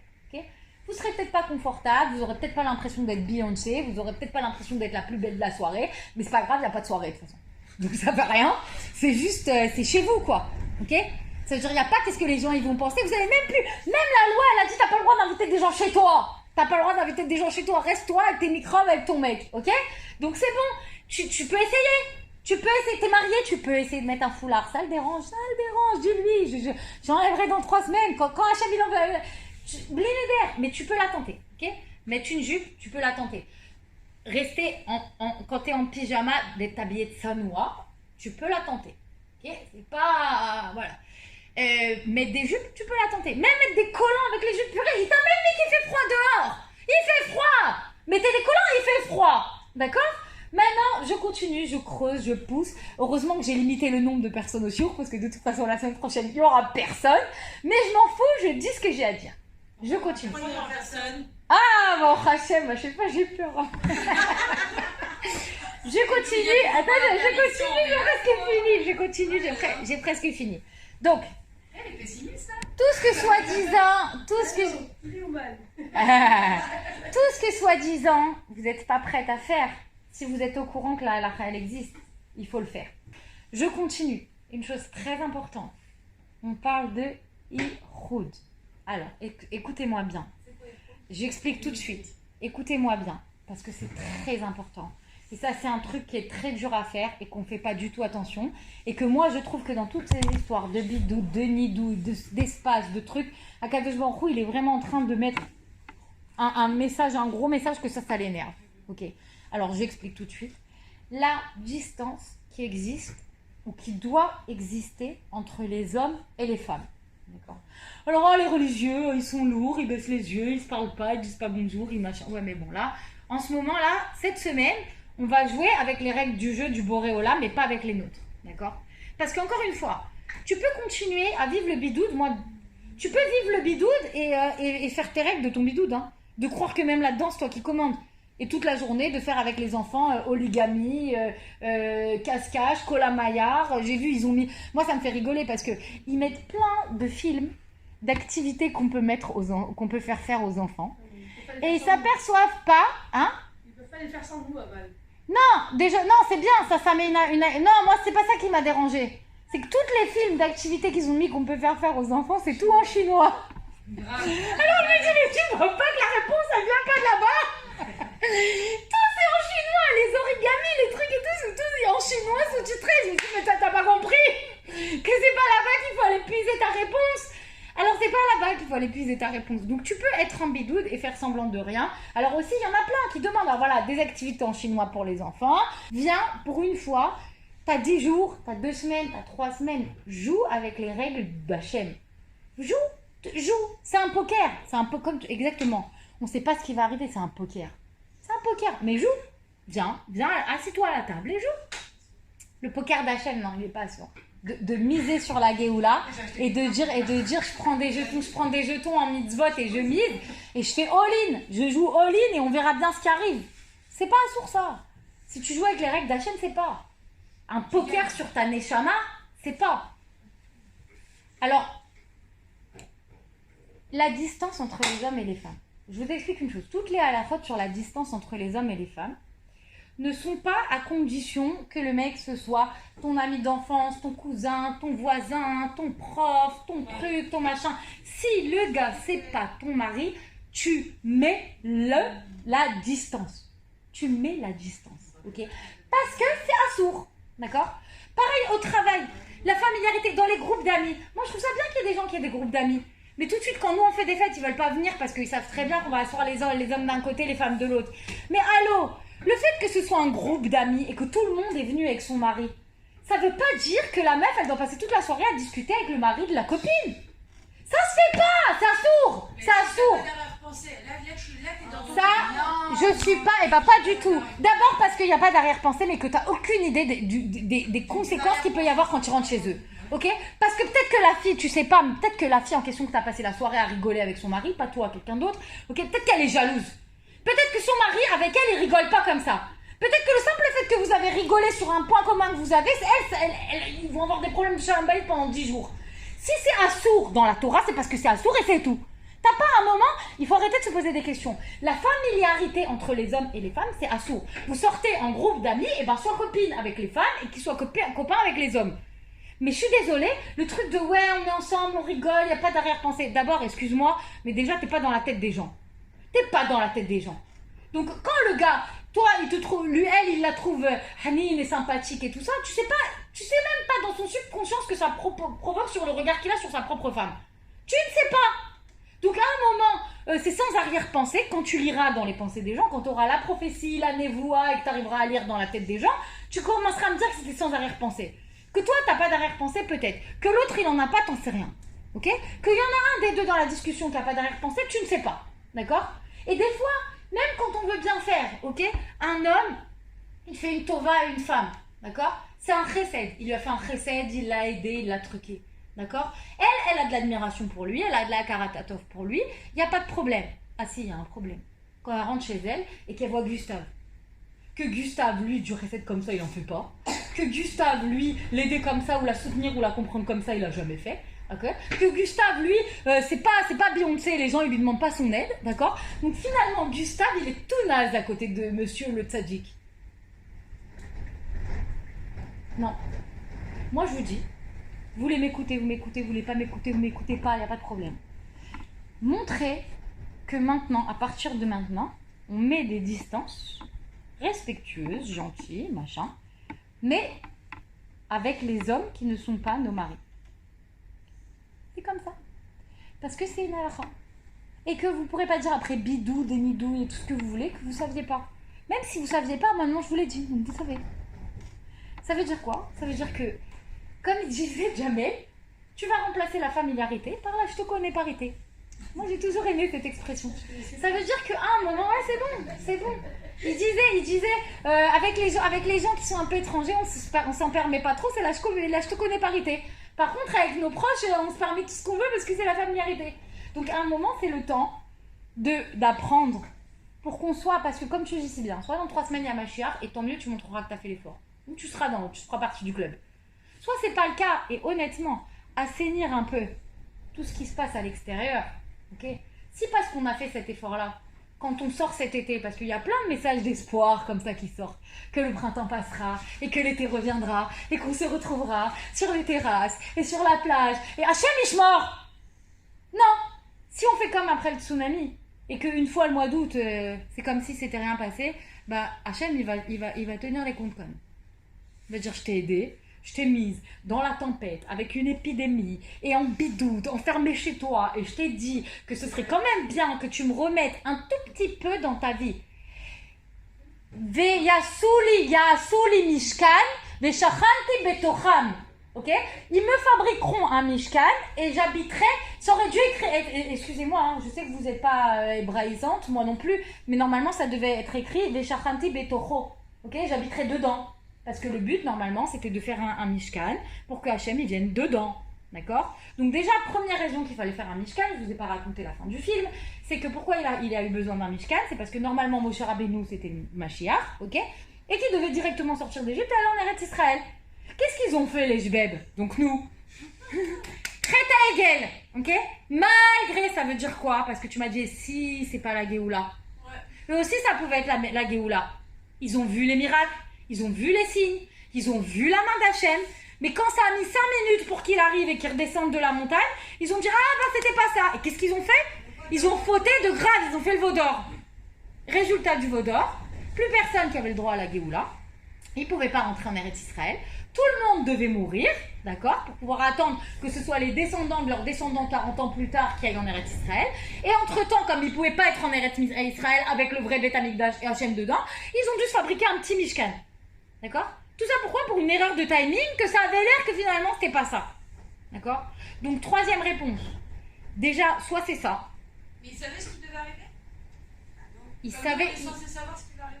Mais oui, on sait tous qu'à la fin, on doit revenir sur la terre d'Akadosh Baruch Hu, qu'il va y avoir un libérateur, qu'on sera proche d'Akadosh Baruch Hu, qu'on sera en Eretz Israël, et dans un monde qui sera plus un monde de misère, de matérialité et de souffrance, et qu'on sera avec Hachem. Et aussi, ça va être. Moshe Rabbeinu, il leur a dit, il est venu, il leur a dit, je suis venu, j'ai parlé avec Akadosh Baruch Hu, il a dit qu'il va vous sauver, qu'il va vous donner la totale. Ok? Sauf que qu'est-ce qui s'est passé? Ils sont sortis, alors il y en a qui sont carrément pas sortis, okay? Et même ceux qui sont sortis, quand ils devaient redescendre avec l'étape de la loi, en fait il y a eu une petite erreur de timing, ok? Et ils ont cru qu'ils l'ont vu mort, ça veut dire quoi? Ils ont cru que, finalement non, c'était pas ça. Donc j'ai envie de te dire un truc, reste sur tes gardes. Parce que même si dans 3 semaines ça a l'air que c'était pas ça, peut-être que ça sera le même scénario que Moshe Rabbeinu, que ça a l'air que c'était pas ça, et qu'on va dire là, mois d'août, Chet Egel, ok? Mais peut-être que encore, même si ça a l'air que c'est pas ça, peut-être que c'est encore ça. Donc moi, je vous dis franchement, je vais rester sur mes gardes un moment. Amen. Alors, je finis comme ça. Je pense qu'il faut vraiment passer la seconde. Ça, c'est mon message à moi. T'as raison, c'était pas le message de Jahnin, mais c'était mon message à moi. Il faut vraiment se bouger. Et surtout parce qu'on est des femmes. Moi, je suis obligée de venir nous chercher sur nos mitzvot à nous. Sur la tsniout, sur la pudeur, sur la distance. Sur la tsniout, sur la tsniout, sur la tsniout, sur la tsniout, sur la tsniout. Et tout ce qui en découle. J'ai pas besoin de vous dire de pas aller à la plage, il n'y a pas. Alors, le resto, il n'y a pas. Les boîtes, il n'y a pas. Les vacances, il n'y a pas. Mais quand même, il y a encore comment tu t'habilles et les relations avec les hommes. Ça, il n'a pas enlevé encore Hachem. Il y a comment tu parles. Alors ça, c'est... Oui, c'est vrai. Le lachonara, c'est sûr que... Même la sniout dans la bouche aussi. C'est un... Oui, aussi. La sniout et la sniout. C'est-à-dire Ouais. c'est le moral, le physique, le verbal. Moi, je pense que la Géoula, elle viendra comme ça. Je vais vous dire pourquoi en plus je pense que la Géoula, elle viendra comme ça. Parce que quand j'ai continué à lire, qu'est-ce qui s'est passé? C'est que il parle de ce que chacun a offert. Et tout ce que ça parle, la Parashat Teruma, ça explique que les femmes, elles ont toutes donné leur miroir. Moi, j'ai trouvé toutes mes réponses juste dans une paracha. Les femmes, elles ont toutes donné leur miroir en cuivre. Et qu'au début, Moshe Rabbeinu, il a dit « Ouais, non, je ne veux pas les prendre, c'est tamé, c'est ce que vous utilisez pour vous faire belle. » Réponse d'Akadosh Baruch Hu, non seulement je les veux, mais en plus, c'est avec ça qu'on fabriquera la chose la plus importante dans tout le Mishkan, à savoir le kior. C'est le réservoir d'eau avec lequel on lavait les mains et les pieds du Kohen. D'accord ? Et pourquoi c'était le plus important pour Hachem? C'est parce que, c'était la preuve que le miroir, c'est écrit comme ça, les commentateurs sur la Parashat Teruma, ils expliquent que l'importance de l'extériorité et de l'apparence, c'est inné chez la femme. D'accord? Une femme, elle a besoin d'être belle, intérieurement, extérieurement. Okay? Elle a besoin du regard de l'autre, parce que comme elle a été créée avec la côte de Adam, alors elle a besoin de la... Comment ça s'appelle? L'approbation, la protémèche, comme la validation d'autrui, d'accord? Et ça passe aussi par son physique, d'accord? Donc c'est sûr que être capable de donner ton physique, ok, et de sanctifier en réalité, il ne s'agit pas, je le répéterai jamais assez, ni de te faire moche, ni de te faire laide, ni de mettre des sacs, ni de rien du tout. Fais attention à toi, fais-toi belle, et au contraire, lève-toi le matin, maquille-toi, mets un beau foulard, mets une belle jupe, mets des beaux habits, et promène-toi toute la journée dans la maison. Moi j'adore, moi en ce moment les enfants toute la journée ils me disent tu sors où? Franchement je fais plus attention qu'avant quand ils étaient à l'école. Parce que quand ils étaient à l'école, de toute façon il n'y avait personne, donc un petit fichu sur la tête et puis c'est bon, c'est réglé. Là maintenant, non. Si maintenant c'est devenu, vous savez pourquoi? Parce qu'en réalité, maintenant qu'on est enfermé, plus que jamais, aujourd'hui, le Mishkan, c'est chez nous. Donc le Kohen Gadol, c'est chez nous. La Shekhinah, elle habite chez nous. Hachem, il a le temple, le Beth Amikdash, le temple, la maison d'Hachem, c'est chez nous. Ok? Donc maintenant, c'est chez nous tout. Donc, habille-toi bien, fais ta tfila, parle bien, passe du temps avec tes enfants à faire autre chose que de la pâte à modeler. Prends un petit livre et raconte-leur ou écoutez ensemble une histoire de tzadikim. Raconte-leur ce que tu sais, on s'en fout. Rivka elle a dit ça, on a fait ça en cours, Aouman c'était comme ça, on écoutait telle musique, et tiens écoute les nigounim du Baal Shem Tov, venez on fait un truc de relaxation avec le... Je m'en fous. Mais de la Torah, de la Torah, de la Torah, de la Torah, de la Torah, de la Torah, de la Torah, de la Torah, de la Torah, il y a que ça qui nous sauvera. De la Torah. Et dernière chose, très très important, le vidouille dvaré. On a dit, parce que moi il y a quelque chose qui me dérangeait quand même après avoir lu tout ça, c'est que c'était écrit ça sauve pas de la faute. Moi j'ai trouvé ma solution, évidemment, Baruch Hashem, je l'ai trouvé dans la Chassidoute Breslev, parce que quand même à la fin de la journée, Baruch Hashem, on a Rabbeinu. À savoir que Rabbeinu il explique qu'on parlait tout à l'heure de la Hidbo des doutes, tu m'as dit on n'a pas le droit de demander. Alors on a le droit de demander, mais je vous avais déjà expliqué que il y a 3 choses qui sont très importantes dans ta Hidbo des doutes. La première, évidemment, je ne reviens même pas dessus parce que j'espère que c'est clair de chez Claire. Il faut remercier. Il faut dire merci, merci, merci, merci, merci, merci, merci, merci pour tout ce que tu as et merci même pour ce que tu n'as pas. Mais ça, bon, Hachem, j'espère que vous le saviez déjà. La deuxième chose, c'est qu'il est très important de faire Cheshbon Nefesh. Ça veut dire quoi? Au moment de ta Hidbo des doutes, il faut faire un vidouille. C'est quoi le vidouille? Pour celles qui se rappellent et qui l'ont fait quand on était à Ouman, il faut avouer ses fautes. Avouer ses fautes, ça veut dire quoi? La liste de toutes les choses que j'aimerais faire mieux dans la halacha, dans la Avodat Hashem, dans tout ce que j'aimerais parfaire. Et simplement, Rabbi Nathan, il dit un secret extraordinaire. Le vidouille dvarim, c'est 2 choses. Il faut dire toutes tes fautes.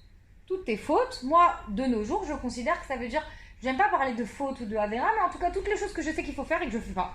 Très douce de Rabbi Nathan dit que le Yetzerara, on te l'insuffle de l'extérieur, d'accord? Ton Yetzerara, c'est pas toi, d'accord? Que si toi, t'avais pas de Yetzerara, tu ferais parfaitement tout. Et ça, c'est logique, n'est-ce pas? Vous êtes d'accord? Même si là, Kadosh Baruch Hu, il a enlevé beaucoup de Yetzerara, il en reste quand même. Il en reste quand même. Il reste la fatigue, il reste Internet, il reste la télé, il reste les habitudes, il reste le passé, il reste les bagages, il reste que ce que tu as dans ta garde-robe, il reste du Yetzerara. Il en restera jusqu'à la fin des temps de toute façon. Mais que si tu n'avais pas de Yetzerara, tu ferais tout parfait. Alors Rabbi Nathan, il dit comme ça. Il dit, tout ce que tu fais, dis à Hachem que c'est pas toi et que toi, tu veux pas le faire. De mal, tout ce que tu fais de mal. Ouais.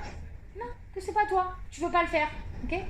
Moi, je suis quelqu'un, j'écrirai, je dirai Blinéder, si j'y pense, si je rentre à temps, si je m'endors pas, c'est tout ce que tu veux, Blinéder.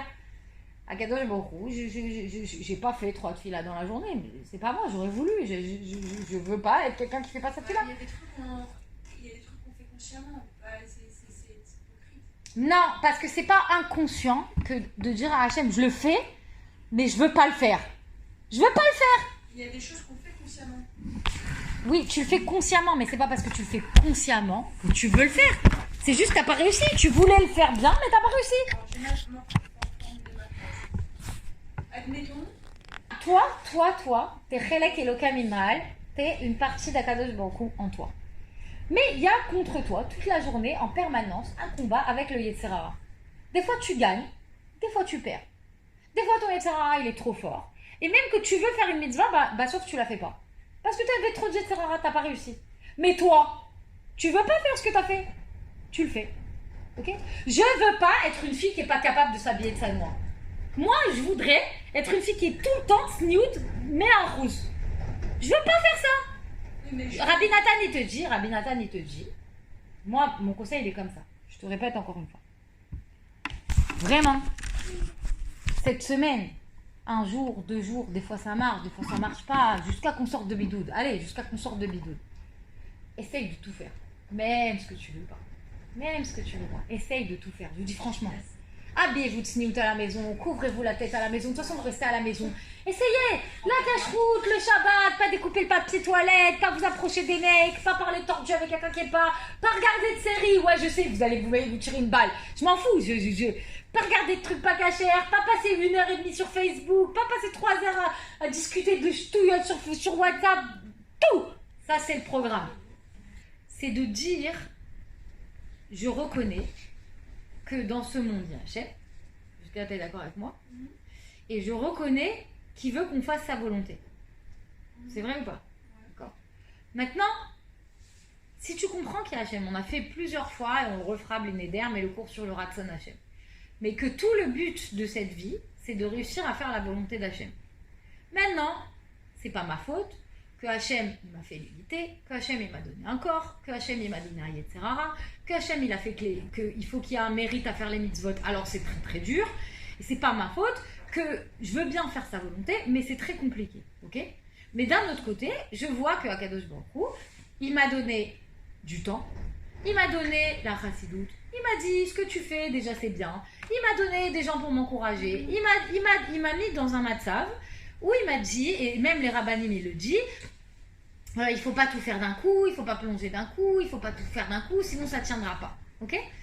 Hachem, il m'oblige pas à être hypocrite, Hachem, il m'oblige pas, Hachem, il me permet de changer à mon rythme.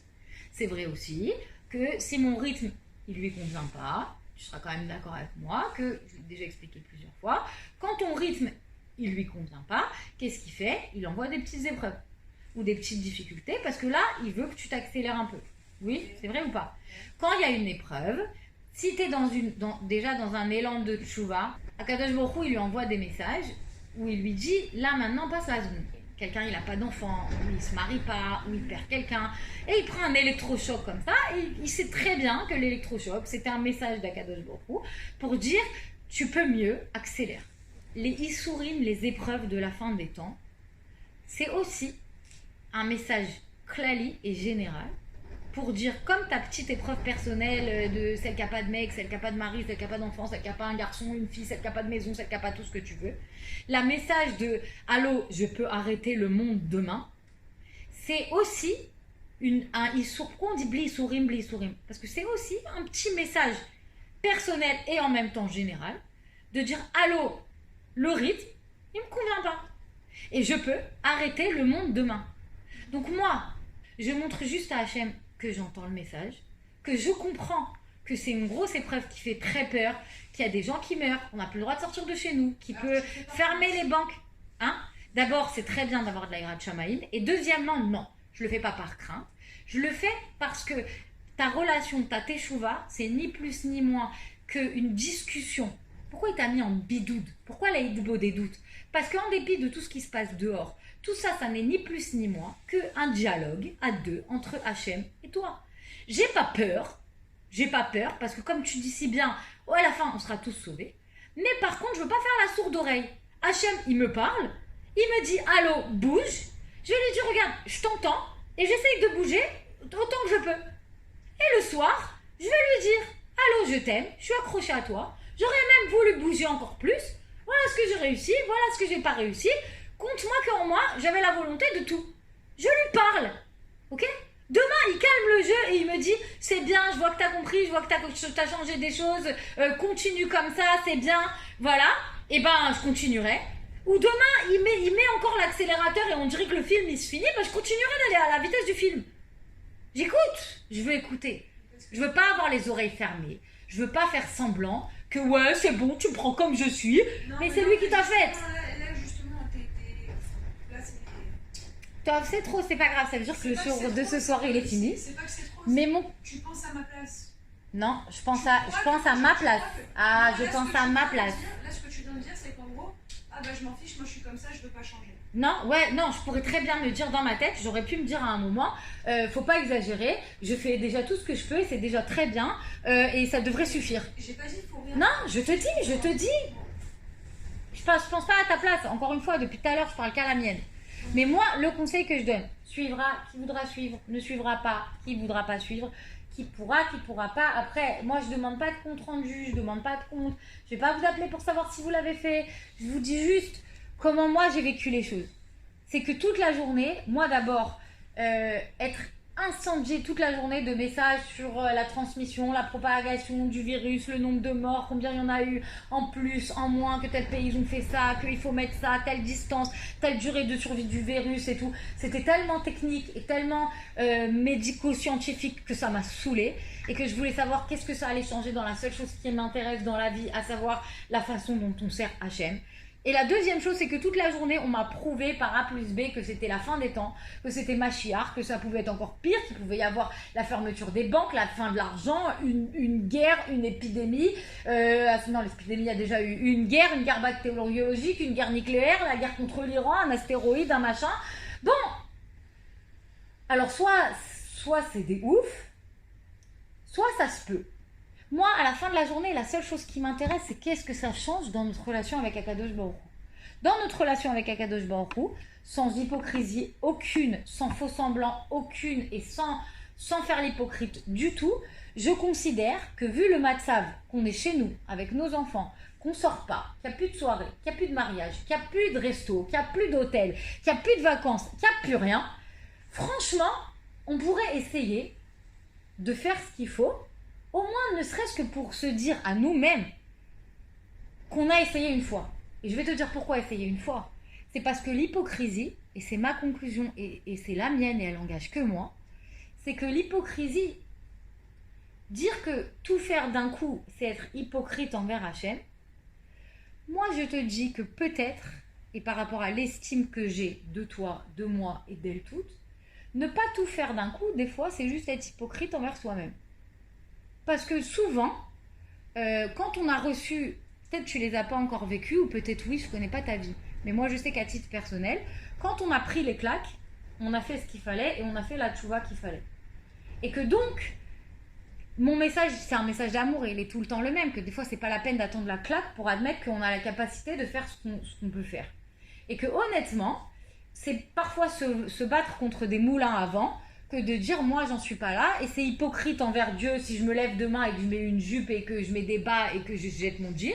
Moi, mon seul message c'est de dire peut-être qu'on pourrait essayer, au moins parce qu'au moins dans 3 semaines, on pourra savoir si pendant tout ce temps on n'a pas été hypocrite avec nous-mêmes, de dire qu'on n'était pas du tout capable de faire tout ça et qu'en vérité, après avoir essayé pendant 3 semaines, là on saura envers qui on est hypocrite. Si on est hypocrite envers Dieu et que dans ces cas-là on pourra continuer à notre rythme, ou si on est hypocrite envers nous-mêmes et que sincèrement, faire un peu moins de la shonara, mettre un peu de distance avec les gens et s'habiller de sniout, en vérité, 3 semaines chez nous on était capable. Et que donc l'hypocrisie jusqu'à maintenant, et ben au moins c'est un test de Hémet.